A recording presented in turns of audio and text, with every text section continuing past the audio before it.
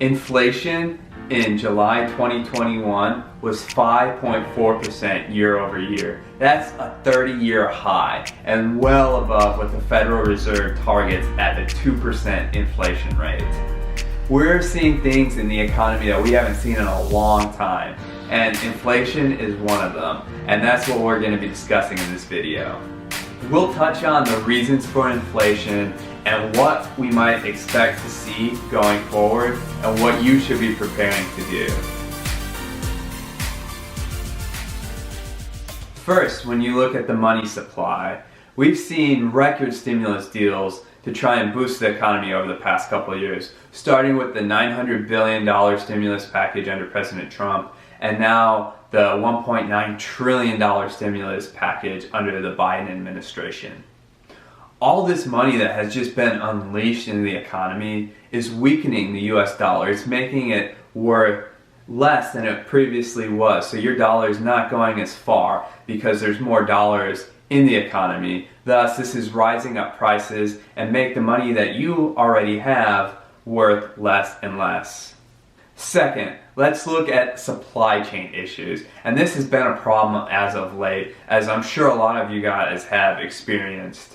We've seen shortages across the board, ranging from computer chips, used cars, lumber.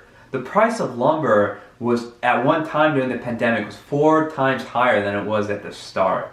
We've seen shortages in homes and in the housing market, which has made this real estate market for anyone that's been trying to buy a home in the past year and a half just an absolute nightmare. We've seen shortages in trucking, which has caused shipping delays and is playing a major problem for logistics, not only nationwide but also worldwide. And it doesn't stop there. There's shortages in diapers, corn, home goods, and also meats like chicken.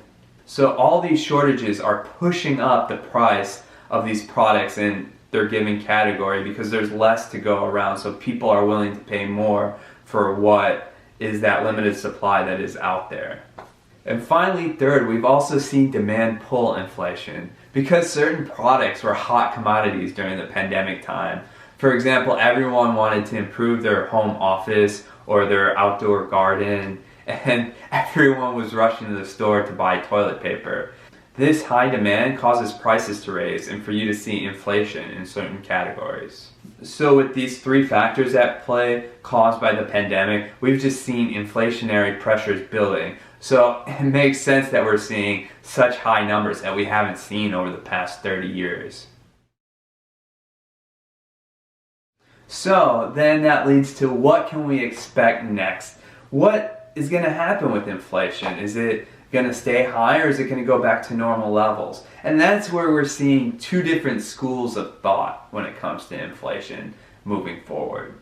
The Federal Reserve has been very adamant that this inflation is temporary, and Secretary of Treasury Janet Yellen has called inflation as transitory, saying that she expects to see several more months of high inflation, but eventually this number to go back to normal levels. And when dissecting it even further, she argues that, well, there are certain areas that are greatly impacted from inflation, those that have been impacted from the pandemic and the lockdowns. And when you remove those categories and look at the non-impacted categories, inflation is around that targeted 2%.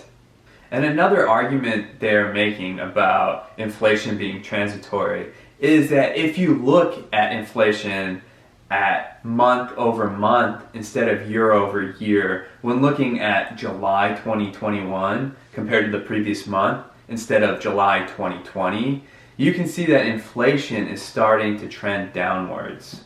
Inflation only increased by 0.5% from June to July compared to 0.9% in the previous month. This is showing signs that inflation is slowing. Also, 58% of Americans polled in a Vox poll said that they believe inflation will slow down in the near future. So now let's look at the other side of the coin, because some economists believe that inflation is not transitory and that we could see higher levels of inflation moving forward. So a key factor here is, when is the Federal Reserve going to raise interest rates. Following the start of the pandemic, the Federal Reserve cut interest rates to almost zero. Now, the longer that rates stay lower and near zero, that will keep inflationary pressures building in the economy. It was originally planned that the Federal Reserve was going to raise interest rates near the end of 2022 or even in 2023, but some economists believe that will be too long and that the Fed will have waited too late, and that will cause a major inflation problem. Also, it is predicted that some of these shortages could go on for some time, and the argument is there that, well, if these shortages are going to continue, then how can you label inflation as transitory?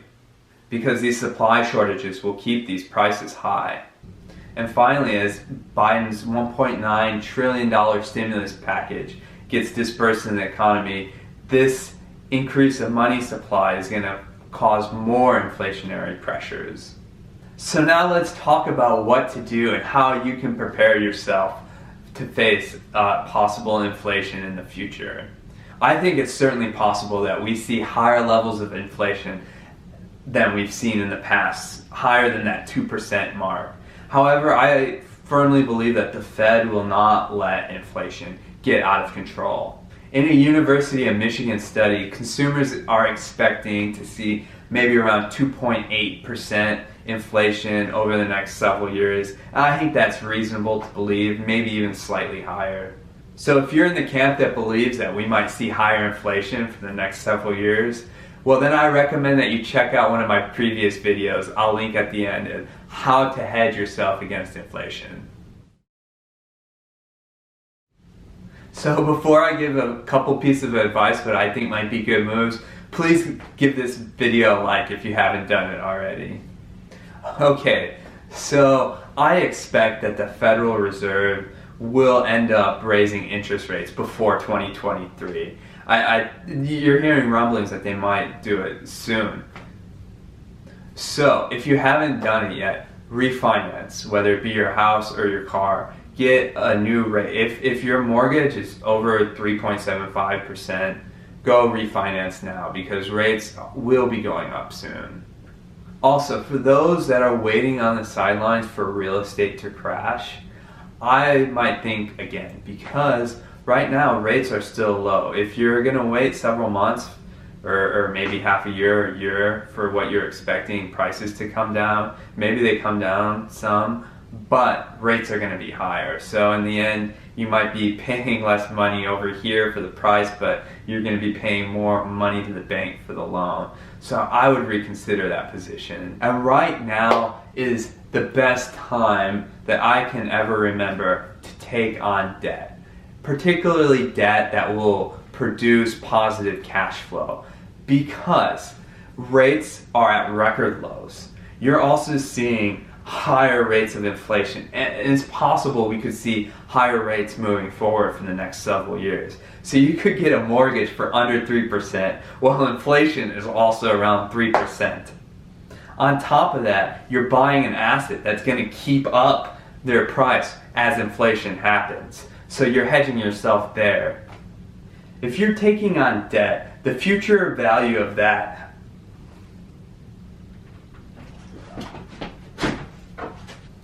with these inflationary pressures, the future value of debt taken today is just dwindling.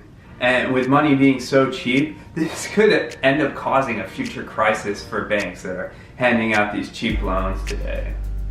But nevertheless, that's why I recommend that if you have an opportunity to invest in an asset that's going to produce positive cash flow, I'd say pull the trigger on it. Thank you guys for sticking around to the end. If you guys like this video, please consider subscribing to my channel. I hope to make more videos like this in the future. Thank you.